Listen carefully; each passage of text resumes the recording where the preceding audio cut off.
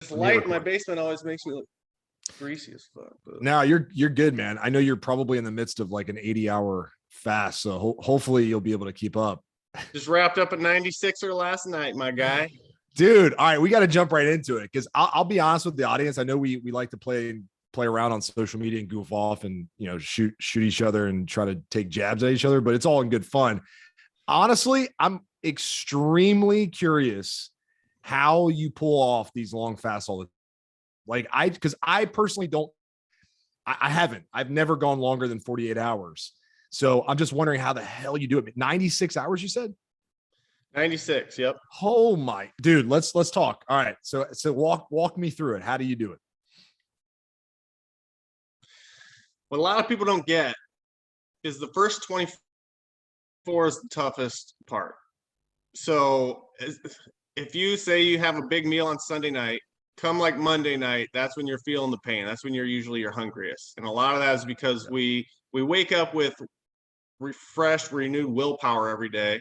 And then your kids are crying and your wife's nagging you to unload the dishwasher and you're stuck in traffic and your bosses. So by the end of the day, you're like, I need a quick win. I need to like get in the pantry, go crazy.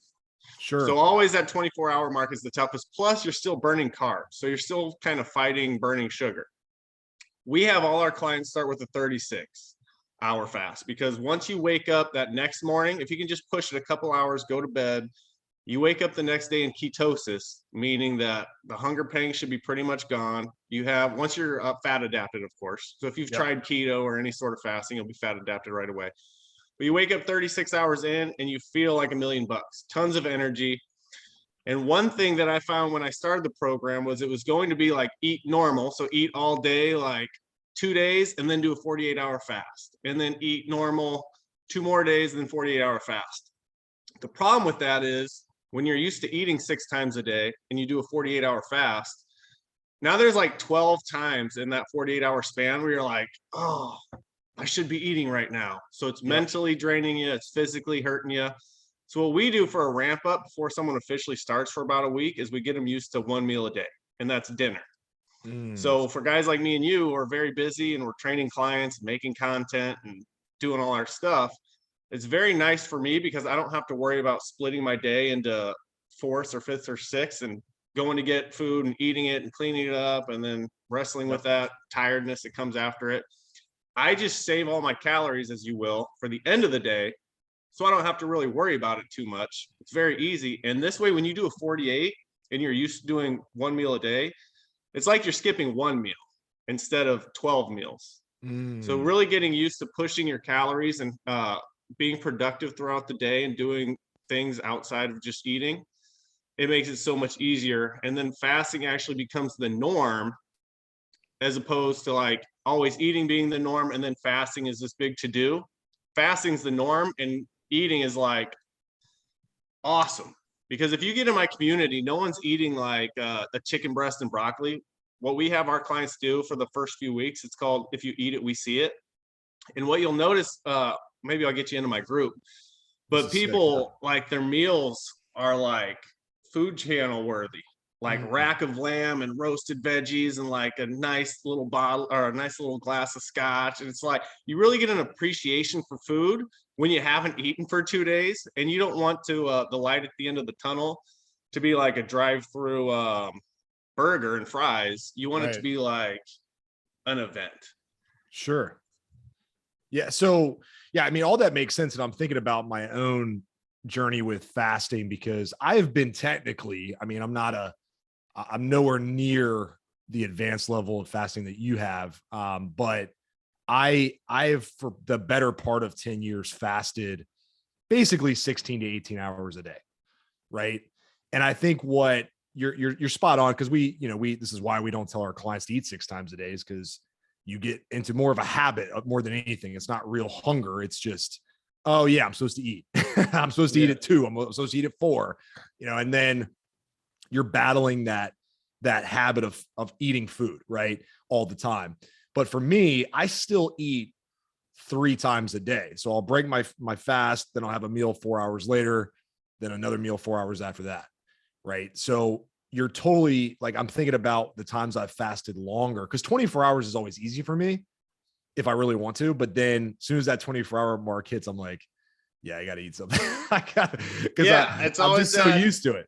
end of day, especially because that's when you stop moving and you start hanging out with the family and sitting down, and it's you're not go go go. Now you're like, oh, I'm sitting down, I'm relaxing, I feel like I should be doing something. Maybe that something should be going to get something to eat or something to drink, or like getting into some trouble. Mm-hmm. Whereas, man, I'll say I did 16/8 for like a year, and it is hard. It's much harder. I Really? Why do you remember say being at that? my 9 to 5 job and like staring at the clock from 10:30 to like 11:59 of like, oh, like counting down. But Right. when it becomes the norm, you don't even think about it. And it's crazy to think about jumping right in. All our new clients, we warn them. We say the first week, we call it hell week. And for a lot of guys, it's simple, but it's easier to undersell it and tell them it's going to be very difficult, and then it's easy, and then say it's going to be easy, Mm. and then it sucks and they want to charge back or something. Yeah, But it totally. takes about a week of actually implementing this. It's not an overnight thing, but come week 2, much easier. And week 3, 4, and on, it's like, it's crazy how well your body reacts to it. So let's go back to that week one, because I think this is really interesting, and I actually like this a lot. Where you talk about lowering the frequency of their eating and getting them to eat one meal a day, like a main meal a day. Is there anything specific that they need to focus on that first week in terms of like food choice, or is it basically just like, hey, stick to protein, veggies, fruits, carbs or whatever for one meal? Because it's going to be really hard unless you're like me with a massive appetite. I could probably put away 5,000 calories in a meal, no problem. But is there any kind of guidelines on what someone should be eating like in that one meal? Well, there's a give and a take. And by that, I mean that we don't restrict anything. However, if you do a 48-hour fast and then you have, like, let's just say you have breakfast for dinner, you have a huge stack of pancakes like the Rock, Mm-hmm. you are going to be feeling it immediately. You're going to feel very lethargic and like your digestive system's playing catch up. And then even the next day, your fast is going to be tougher because you're getting out of ketosis and then you're getting right back into burning carbs. So you're fighting that same fight for the next 24 hours. So a Sure. lot of our clients do like to, at least while they're dipping their toe with fasting, stick to more of a ketogenic approach. And that way you stay in ketosis, and then moving into your next fast is easy because your body's already burning all the fat it needs straight from your gut and you're not having these cravings. However, man, sometimes like I like to eat and I like carbs, so I'll just take and plus my body's so used to fasting now, it really doesn't hurt me too much. Mm. But I don't restrict carbs whatsoever. You just have to be cognizant that it's probably going to be like 10 to 15% tougher than it would be if you stayed more keto and less carbs. So you're coming off a 96-hour fast now. So because you stay like, for the audience, I mean, who doesn't follow you or doesn't know who you are, like, if I look at your pictures, I'm like, dang, this guy's freaking, you're ripped. Like, I mean, you're not, I mean, even if you weren't as ripped all the time as you are in some of your crazy pics, like you're still way below the average body fat and what I would consider like an elite level of fitness. How long did it take you though? Because you've experimented with, like you said, different things. You tried the 16/8 or whatever, like 96 hours. Walk me through then what the rest of your week looks like. Cause today's Friday. So I'm terrible at math. So what is that, like a 5-day fast, right? Is that 5 days? 4 days. 4 days. And what's funny is it was supposed to be a 48. Okay. And I don't like long fasts. I like 48s and 72s. I've done a handful of fasts longer than that. I did a 48, and then we got really busy. We ended up opening our pool at that 48-hour mark. So I was like working out in the yard all night. Hmm. And so I was like, oh, I could just push this to a 72. I don't have to worry about it. And then the next night, I very rarely go longer than 72. But again, I got super swamped. And it was either I had like the mental battle because after 72 hours, I wasn't even hungry per se, but I like food just as much as the next guy. Sure. Yeah. So I wanted to eat, but I was like, all right, well, I can either figure out like I can go drive through somewhere or pick up a Little Caesars made to go pizza or something super easy because I didn't have anything laying around. I didn't have time to prep the stuff I was going to make, or I could just push it one more day. And I was again so busy, I was staying productive that I just pushed it again. So it wasn't even really an intentional 96, but Mm, that just goes to show, like, if you have a lot of stuff to do, it yeah. makes it very easy to fast, because you don't have to worry about it. It's one less Yeah. thing to do.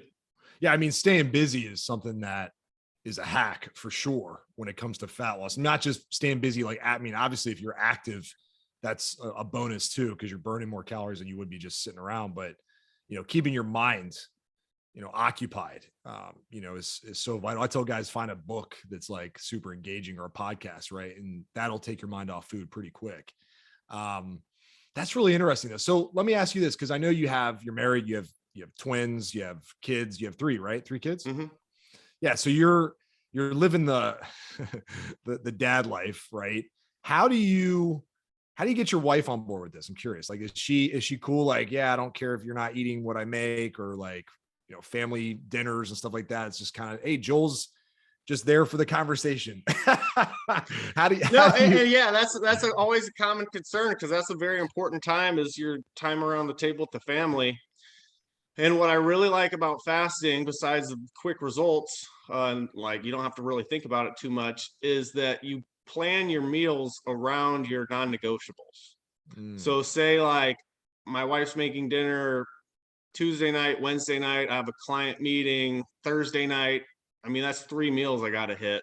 yep. I could still knock out a 96 if I wanted to, but it's those nights. There's that old joke of being married is just asking each other what's for dinner for like the next 50 years. So it's like, if you got to ask me what's for dinner, like, I don't have a dog in the fight. I'll just fast. What restaurant are we going to? Whichever one you want, because Yeah, I don't or care. none, whatever. Save me $200 on the check.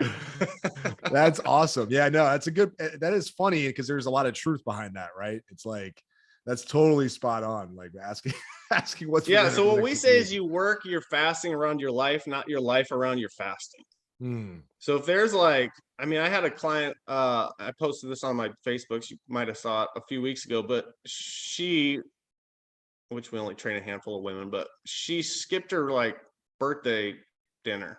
Hmm. I'm like, you're totally not getting this. You work the fasting in when it makes sense. And then like the birthday dinners, the family dinners, the client meetups, all these things, that's when you like eat and enjoy yourself. Sure. Sounds like too, I mean, with the calorie deficit that people are creating, even just their BMR, right? Like, let's just say they're laying around all day, which nobody is, obviously, because we're hardworking, men out there trying to get after it. You're burning whatever you're burning every day with your basal metabolic rate. By the time 48 hours goes by, at a minimum, most guys are probably 4K to 5K into a deficit, right? Mm-hmm. So technically, like, if you're fasting, I mean, because I mean, that in of itself is a pretty significant deficit to create every week. Um, so technically, like, if you had a week where maybe you have more meals that are important that week than a previous week, you can still get away with, like, I have a crazy week this week. I'll use myself as an example. Yesterday was my son's birthday. So we went out to eat for his birthday, Mexican food. Today, there's no meals that matter today. Like, if I was following the Joel plan, I don't have to eat today. Tomorrow, though, we have a birthday for him again. His friends are coming over, and I technically probably don't need to eat, to be honest. But my family will be in town, so tomorrow night I definitely have to eat. So that would be 2 meals. But then I'm looking at the weekend, and I'm like, there's really nothing else. Like, my wife and I have date night next week, so I could totally just not eat and have like these big meals that I actually enjoy. It does start to make sense. Yeah, man. I mean, food is such a social event, especially in the summer. So we got a pool in towards the end of last summer. And if people come over, I'm grilling and we're having drinks and we're having a good time. It's those like rainy days where there's nothing to do and I have no one to meet and Mm, wife doesn't want to make dinner. Then it's like, okay, well, if I have any weight to lose, I'm not going to force it and just eat just because.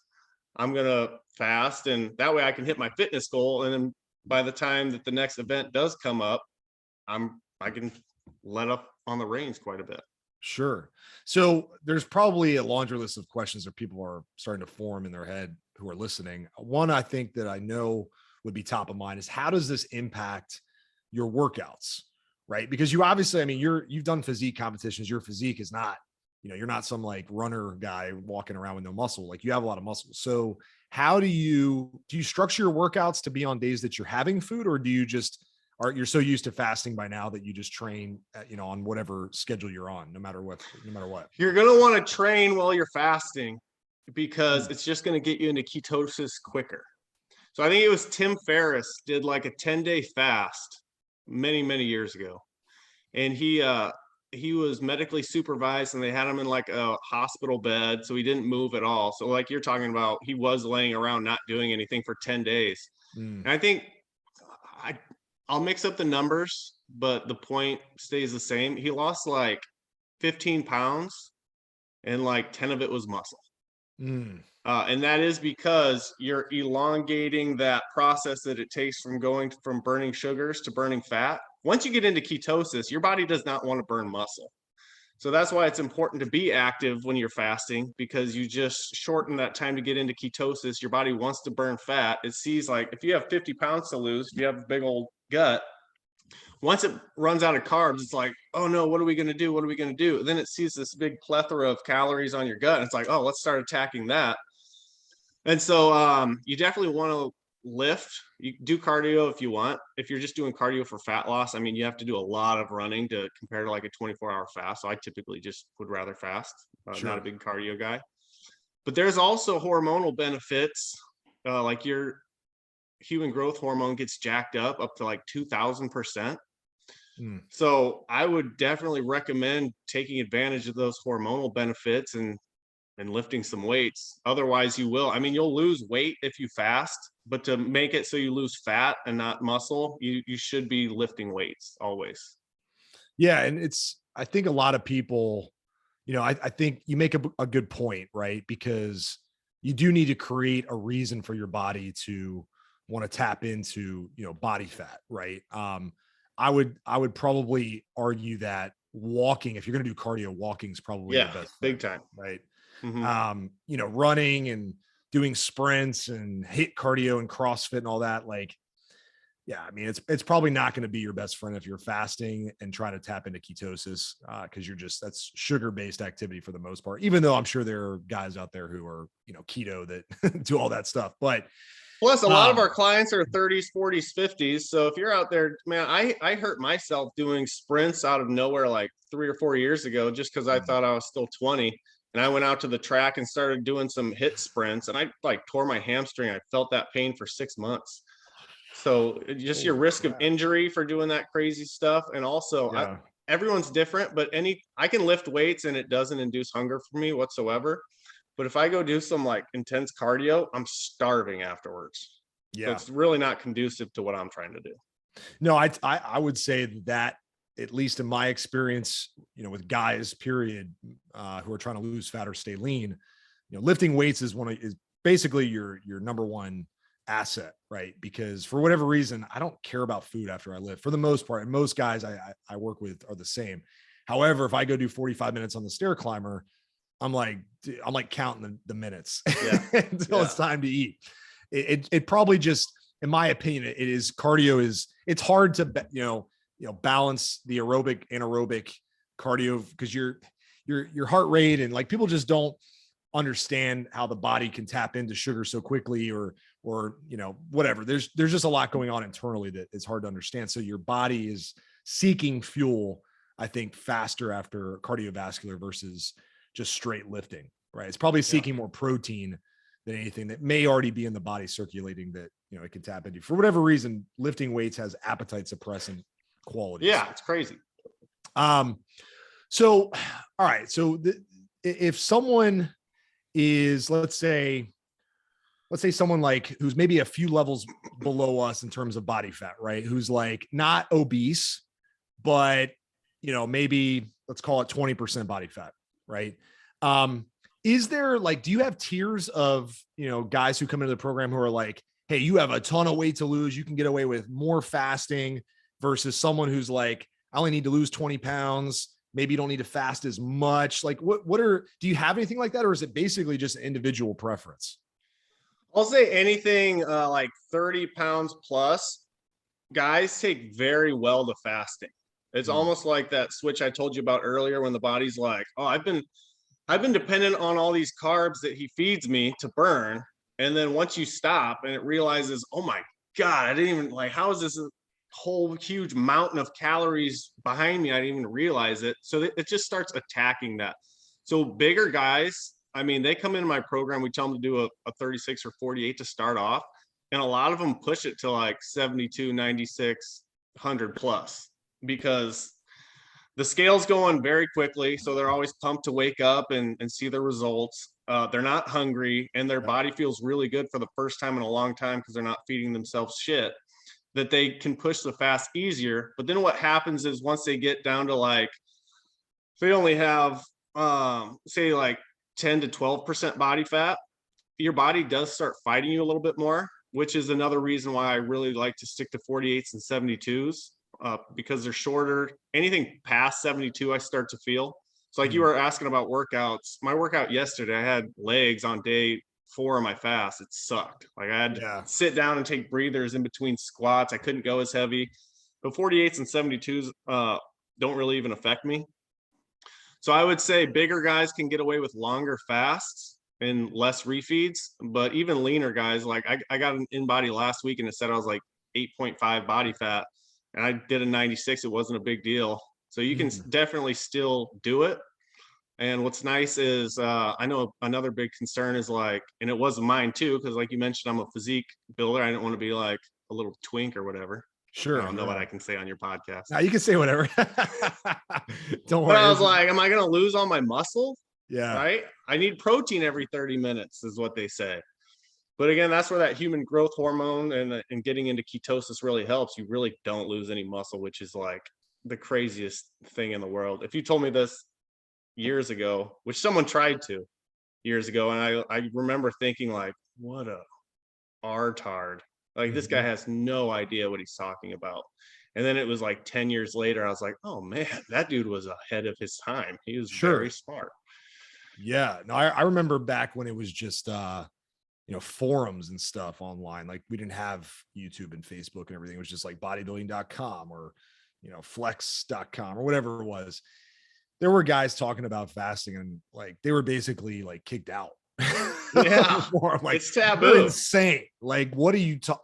Don't eat right after your workout. What's wrong with you? Right. Like, so I think we've come a long way in a very short period of time where fasting is still highly misunderstood. And oftentimes, I think like we'll get into some of your tactics here in a second, but I think people do fasting wrong too, right? Like they don't knock out some of the little variables that can make the fast actually enjoyable, right? So, which I was going to ask you about, like, what do you do? Because you talk about your workout starting to suffer. Is there anything you do to make sure that your workouts and just your overall energy is as good as it possibly can be? Yeah, so I don't have any laying around right here, but electrolytes is huge because I tried doing a 72-hour fast years ago and it took me like 5 attempts because around 48 hours to 60 hours, I was just lightheaded and lethargic and felt weak and kind of dizzy when I stood up from the couch. And then I got wind of like electrolytes because it turns out when I was working out, I was sweating them out and I was peeing them out and I wasn't replenishing them like you normally would with like salt and sodium and magnesium and stuff in your food. Once I got my hands on electrolytes, I went for a 72, and that was actually my first 96. Again, I was busy and I just pushed it because I was supposed to eat at like 9 o'clock. I'm like, dude, I'm going to bed at 9:30. I might as well just push this thing. I feel good. So electrolytes was the biggest game changer. But I mean, I can't stress enough. Fasting is obviously free. we don't have really to pay, guys. No, we don't sell fasting. It's been around since, I don't know, like Adam and Eve. As a matter of fact, I joked on a coaching call last week. We're only in this like hell on earth because Eve broke her fast with that damn apple. If she was fasting, we wouldn't even. If she would have just done a 72, bro, like what we wouldn't even know each other. We'd be in paradise, dude. If she just stuck to her fast, we'd all be shredded with no clothes. But the thing is, like, what we sell is a community and support and accountability, and that's why. I mean, I'll tell anyone what to do: 48s and 72s, back to back to back to back till the fat's gone.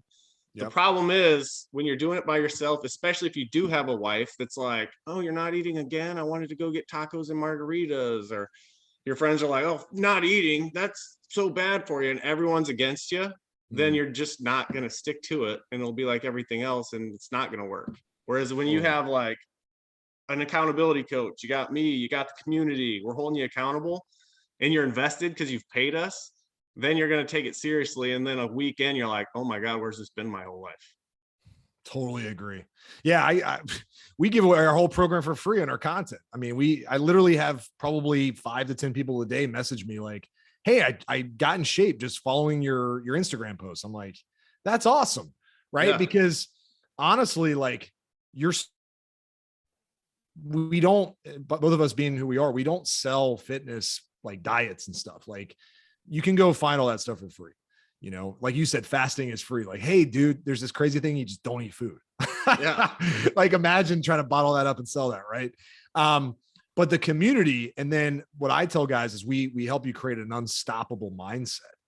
You know, if you can be if you have an unstoppable mindset in your fitness, that translates to everything else.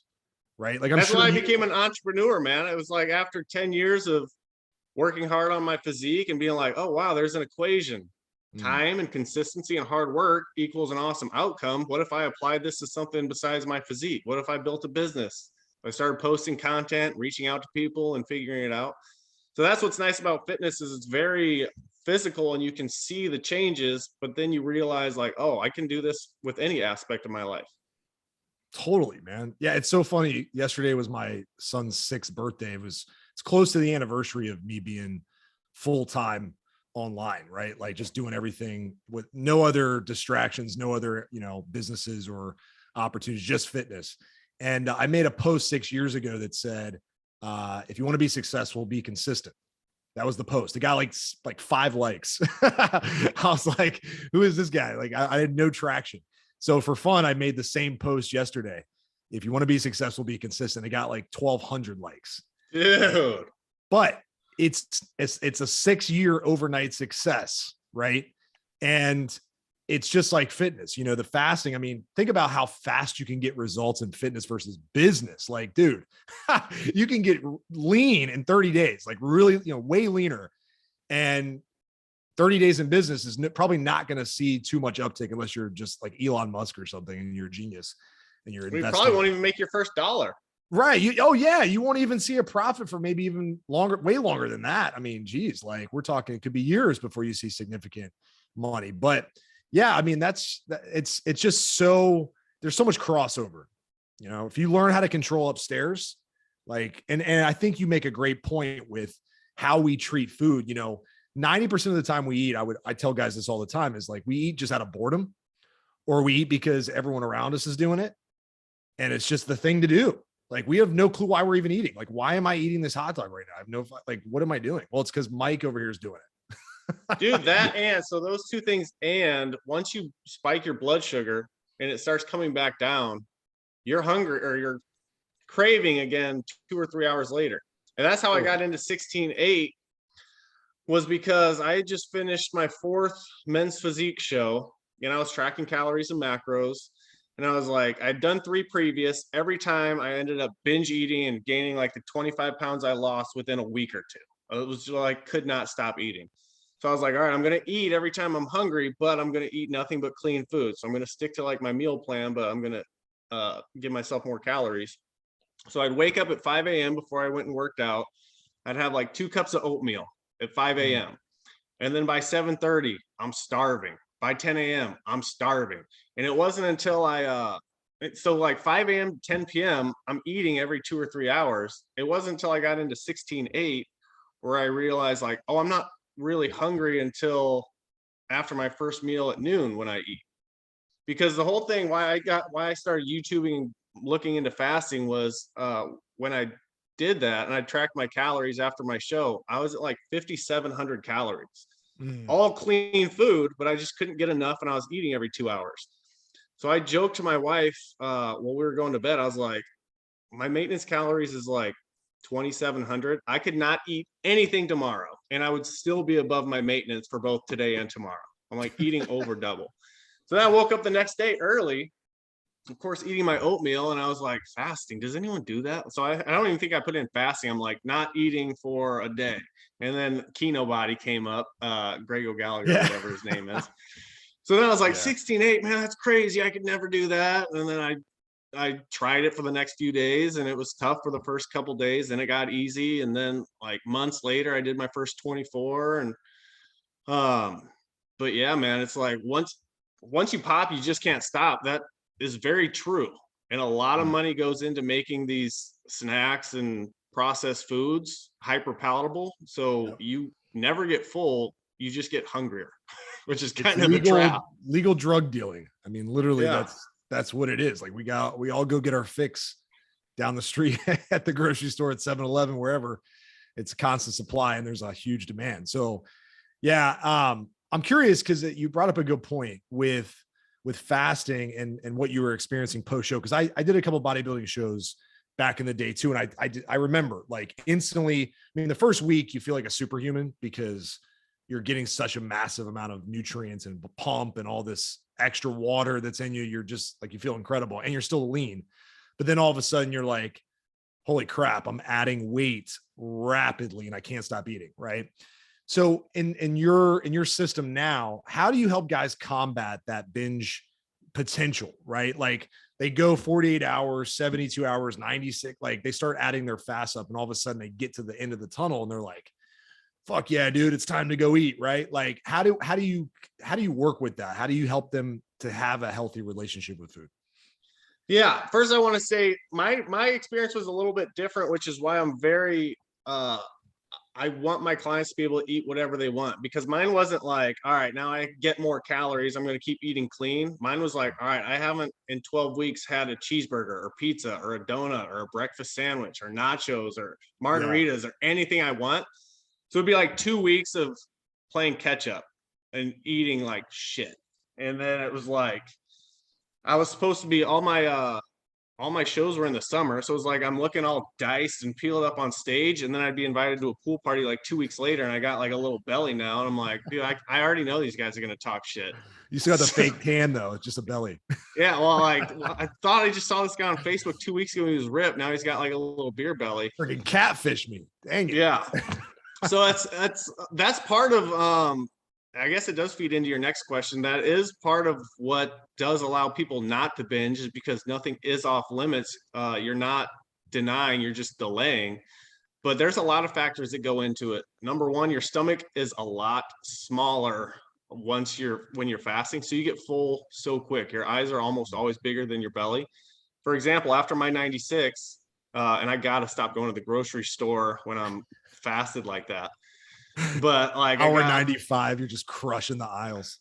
dude, I got like a bunch of bacon wrapped steaks. I got some chicken grillers. I got some roasted vegetables, and I got like, my daughter loves bacon, so I got a package of bacon. And I was like, oh man, I'm so ready to eat. I'm just gonna air fry this bacon up so I can snack on it while I'm grilling up all these steaks and chicken and veggies. Mm. I ended up eating like 3/4 of the thing of bacon, and like I couldn't finish my first steak, and I had some vegetables. So you fill up very quickly. Yeah, So but you're also, it sounds like you're eating, like the power foods is what I call them. Like they taste great. Like who doesn't love a freaking steak? Like it's amazing on the grill, but it's also got a ton of nutrients and it's very nutrient dense, right?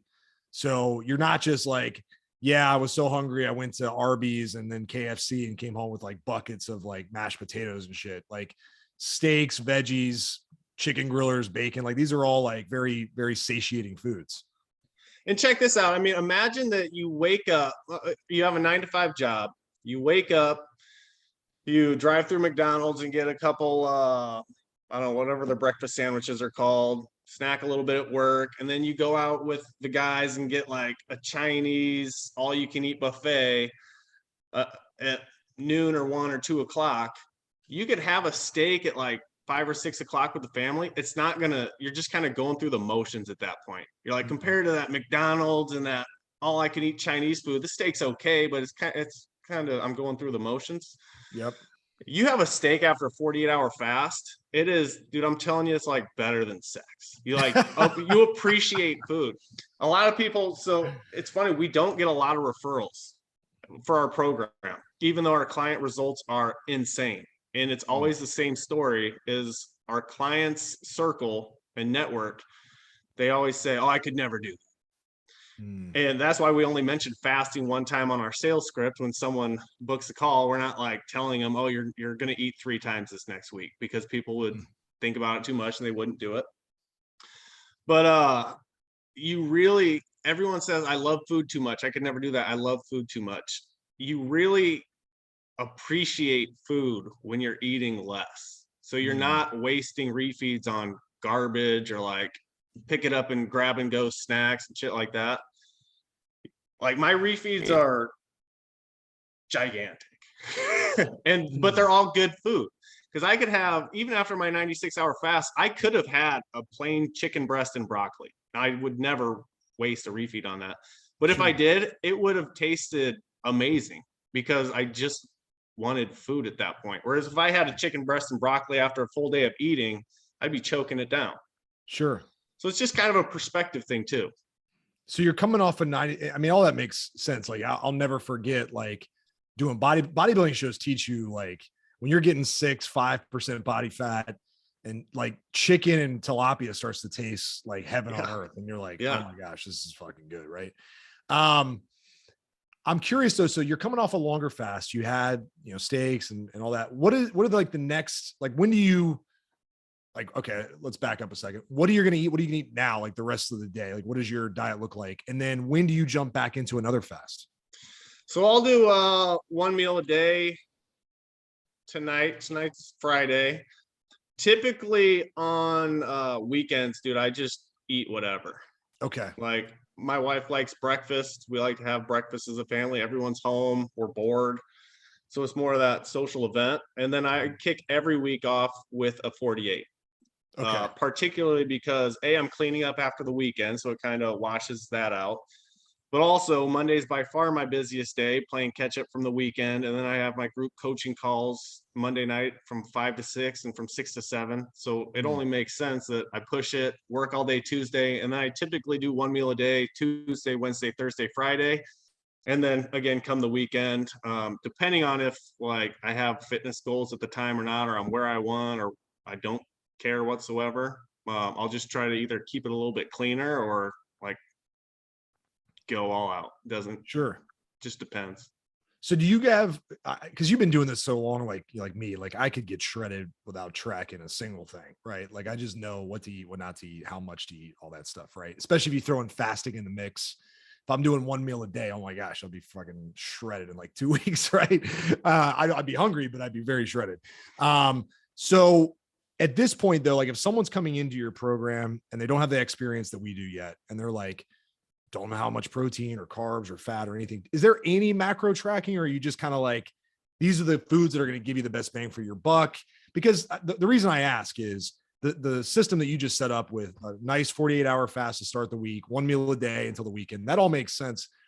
But I'm thinking like on the weekend, even if someone doesn't have some kind of guideline, right? Of like, because I know me personally, I could go blow 7,000 calories on Saturday and Sunday if I was brand new to the game, right? And I'm just like, oh yeah, I can eat whatever, and I'll try my best to stay under, whatever, or eat this type of food.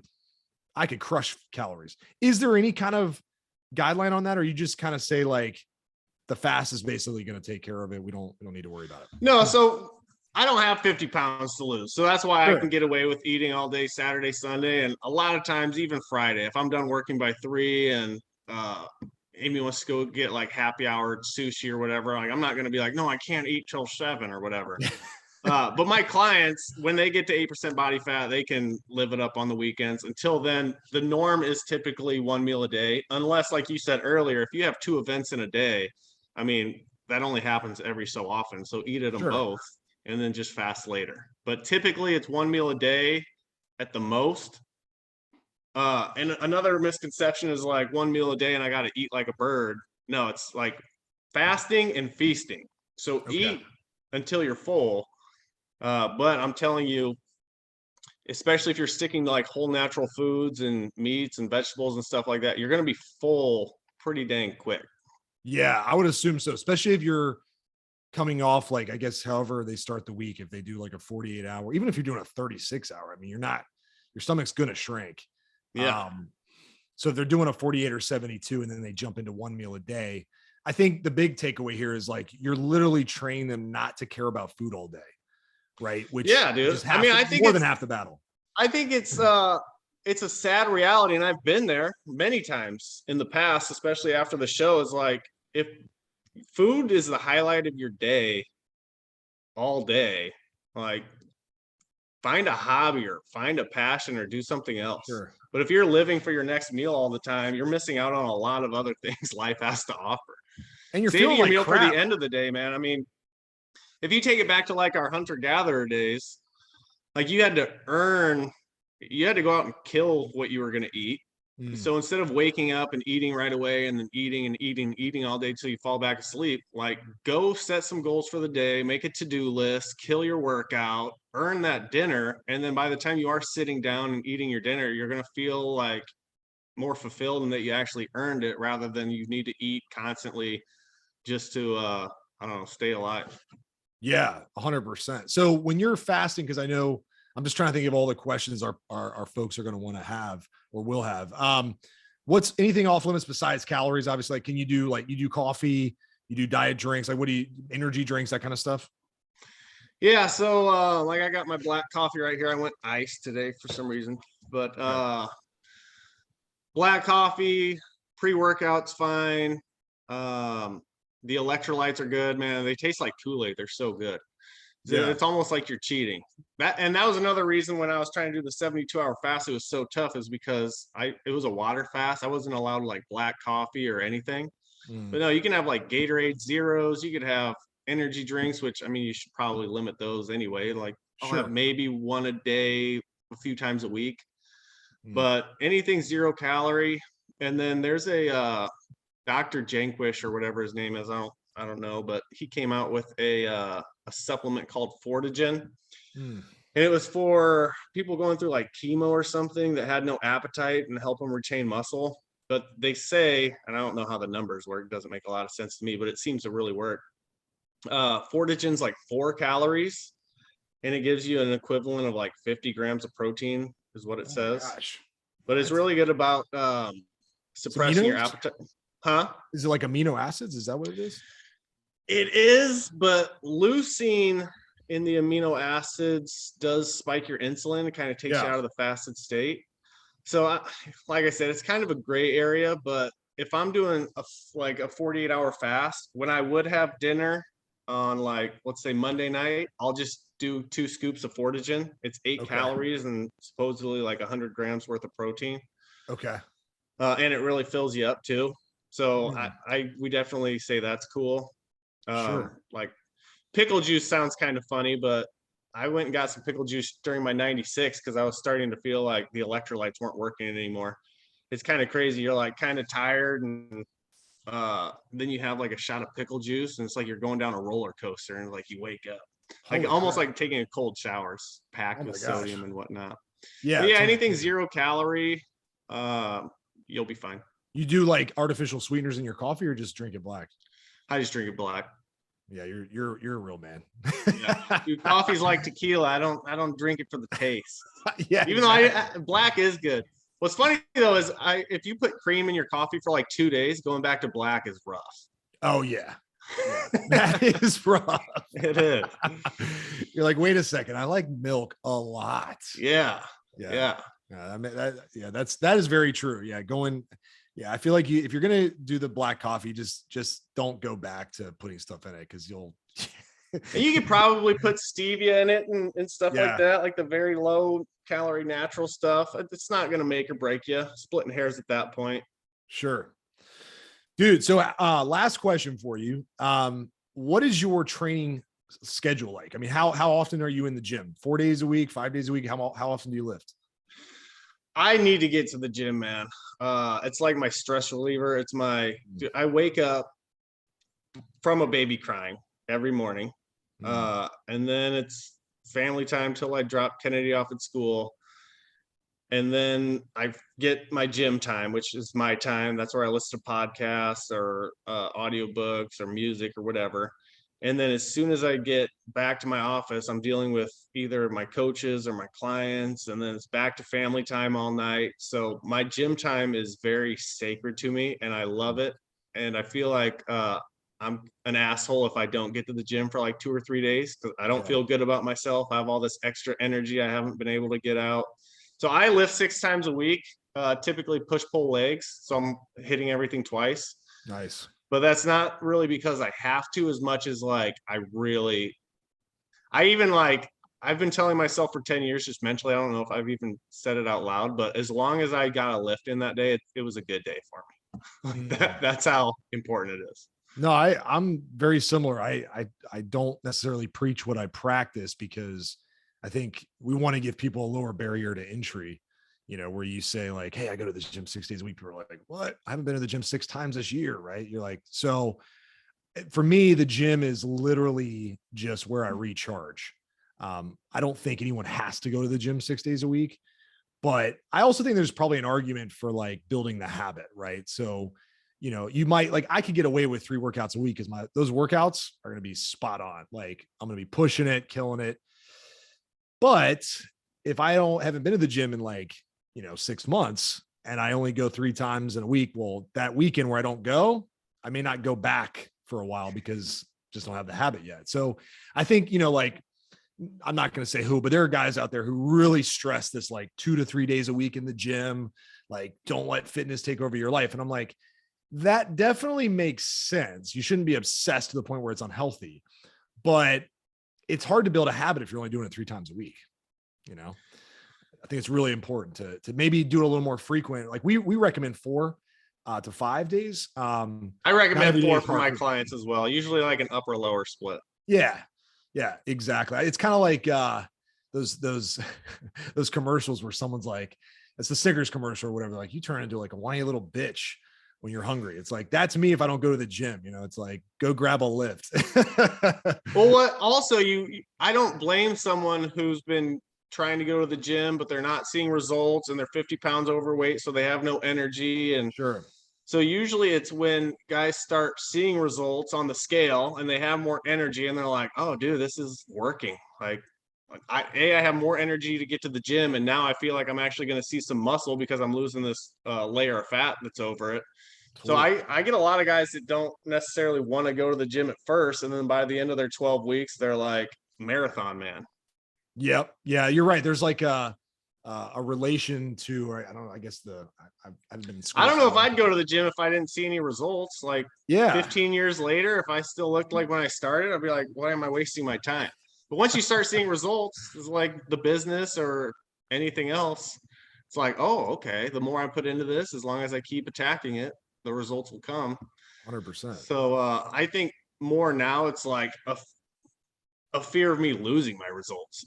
Fitness coach, like, who's going to take you seriously if you look like crap? And plus, dude, the older we get, the less quote unquote competition you have when like you go to a pool or the beach or the lake. Of course, the 18 and 20-year-olds are jacked and Sure. looking good, but dude, there's not other 35 or 40-year-olds that are still looking dice. There's like 1 or 2 of us. Yeah. So we can show those we're old extinct. 18-year-olds that the old man still got some fight in him. Yeah. No, Wow. 100%. I mean, like, you're spot on, especially like your circle of friends, like, you secretly have maybe a little competition with each other. I know me and my guy friends do, like, even if we don't say it, like, there's always a little bit of like, ooh, let me see what I can do. Right. So yeah, man. I mean, every 5 to 10 years, it's like the percentage of people who are in shape gets smaller and smaller. Yeah. So it's like I not to be a dick. I made a post on Facebook. I got probably the most hate ever. But I was like, next time you go to a public place, look around and see how many people are in shape. And like, you'll notice like everyone's obese. And it's like fucking true though. Like, and I'm not trying to be a dick. It's just like, It is true.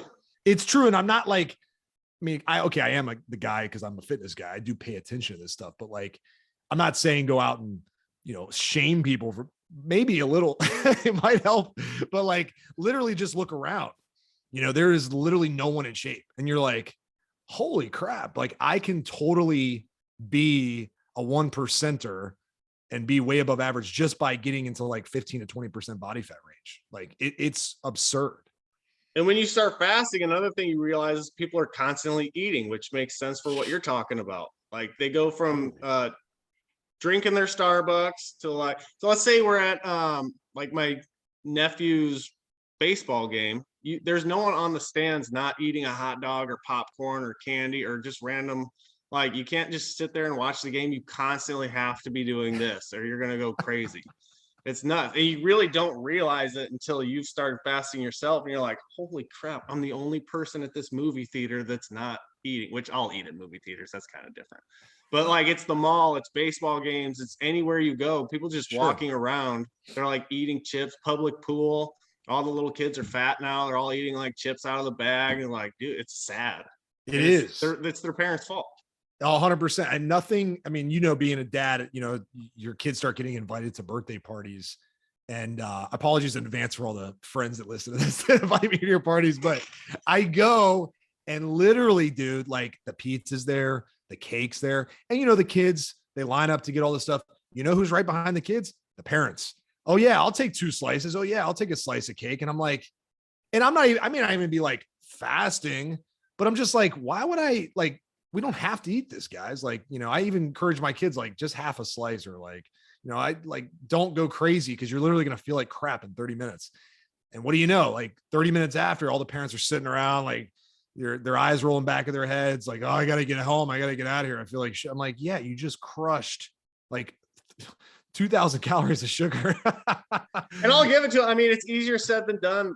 Sure. Kennedy, my 3-year-old, she doesn't like cheesy eggs for breakfast anymore. She wants the Mickey Mouse Eggos and toaster strudels and shit. But sure, even like last night, she keeps wanting ices, and I went to the store and I got like a bunch of fruit. And I was like, well, we don't have any ices, which I did lie to my 3-year-old. Judge me if you want.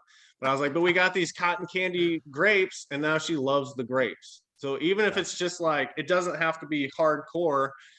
But you have to first realize, like, all right, am I setting my kid up for a lifetime of struggle and ridicule and lack of confidence? And if I am, what small steps can I take to mitigate that and set them on more of a trajectory of success and a healthy life? Yeah. Which is kind of what I'm working on right now. Well, you're doing a great job, man. I know we give each other shit. It's all the cat's out of the bag. I do enjoy your stuff. We may have slightly different styles at times, but I think what you're doing is really, really awesome, man. Dude, likewise, man. I love you, Josiah. No, of course. I'm still 50 pounds bigger than you, but it's okay. It's just genetics, guys. It's just genetics. Now, dudes, in all seriousness, where can people who are listening learn more about what you're doing? Yeah, I mean, add me on Facebook and let's just connect. You can go to joelstaleyfitness.com. Or I think it's joelstaleyfitness.com/dads-free-guide-1, maybe. I don't know. I'll send it to you if you have show notes, but just go to joelstaleyfitness.com and you'll find it. But dude, add me on Facebook because I mean, even if you don't want to like sign up for my program, if you just want to connect and ask me any fasting related questions or Instagram, I'm always on there. I'll be happy to help anyone out. Yeah, I'll give you a plug. If you're looking for inspiration, like you post like insane amount of before and after. So go check out Joel's Instagram. I think you probably have like 100 pretty badass, short transformations that are like, holy crap, like that guy looks like a different person. So yeah, like definitely if you're looking to get a little fire up, on your ass or whatever, go and check out the before and afters, because that always gets me fired up. I'm like, oh yeah, I'm gonna go. I'm gonna go work out. Yeah, that's epic, dude. Well, I appreciate you spending an hour with me, man. This is awesome. I'm excited for my audience to check out what you're doing. Dude, thanks for inviting me. I'll come back anytime. And if I ever get the balls to start a podcast, you'll be my first guest. Hell yeah. Appreciate you, brother.